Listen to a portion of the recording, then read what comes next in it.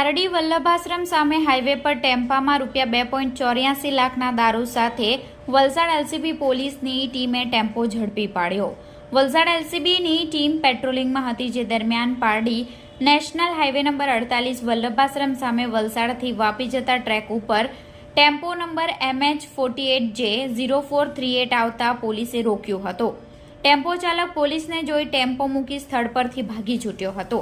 પોલીસે ટેમ્પામાં તપાસ કરતા દારૂની બોટલ નંગ 660, જેની કિંમત ₹2.84 લાખનો જથ્થો મળી આવ્યો હતો।